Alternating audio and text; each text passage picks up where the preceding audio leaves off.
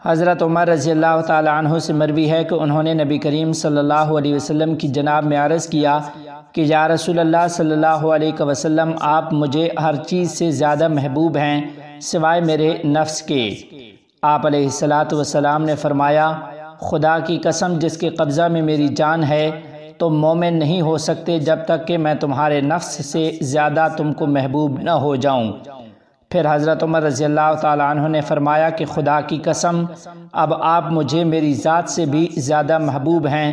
تو نبی کریم صلی اللہ علیہ وسلم نے ارشاد فرمایا کہ ہاں، اب ایمان مکمل ہوا اے عمر۔ اسی طرح ایک اور صحابی حضرت ثوبان رضی اللہ تعالیٰ عنہ ہیں جو رسول اللہ صلی اللہ علیہ وسلم کے آزاد کردہ غلام ہیں۔ ان کا حضرت نبی کریم صلی اللہ علیہ وسلم کے عشق و محبت میں یہ حال ہو گیا کہ ایک دفعہ حاضر خدمت ہوئے اور رنگ بدلا ہوا تھا اور جسم نحیف و کمزور ہو گیا تھا اور چہرہ پر غم اور حزن کے آثار نمایاں تھے۔ نبی کریم صلی اللہ علیہ وسلم نے فرمایا کہ اے ثوبان، تمہارا رنگ کیوں بدلا ہوا ہے؟ حضرت ثوبان رضی اللہ تعالی عنہ نے عرض کیا کہ نہ مجھے کوئی نقصان ہوا اور نہ درد ہے، لیکن بات یہ ہے کہ جب میں آپ کو نہیں دیکھتا تو بے قرار ہو جاتا ہوں اور شدید وحشت و گھبراہٹ محسوس کرتا ہوں، اور جب تک آپ کو نہ دیکھ لوں اور آپ سے نہ مل لوں قرار نہیں آتا۔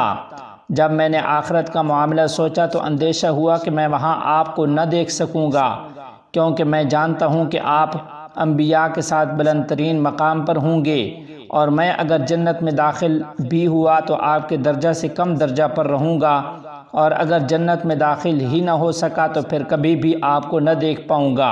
یہ سوچ کر مجھ کو غم ہو گیا اور یہ حال ہو گیا ہے۔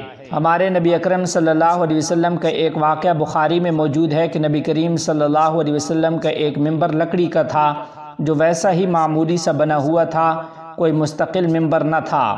نبی اکرم صلی اللہ علیہ وسلم اس پر خطبہ ارشاد فرمایا کرتے تھے۔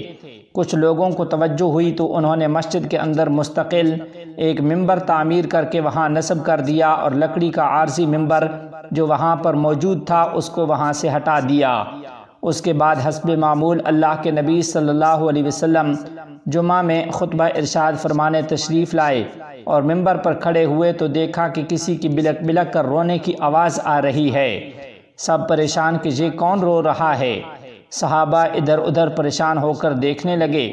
پھر کسی نے بتایا کہ یا رسول اللہ صلی اللہ علیہ وسلم، ادھر وہ ممبر رو رہا ہے جس کے اوپر آپ اب تک کھڑے ہو کر خطبہ ارشاد فرماتے تھے۔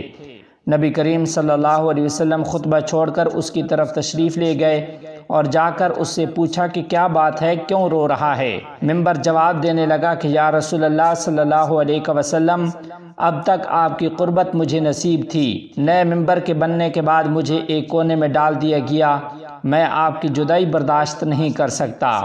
اس کے بعد نبی کریم صلی اللہ علیہ وسلم نے اس کو سینہ سے لگایا اور اس کو تسلی دی تو وہ خاموش ہو گیا۔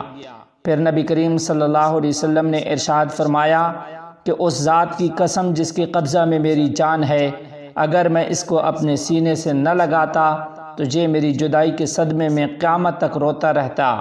اس کے بعد آپ صلی اللہ علیہ وسلم نے فرمایا کہ جاؤ اس کو دفن کر دو۔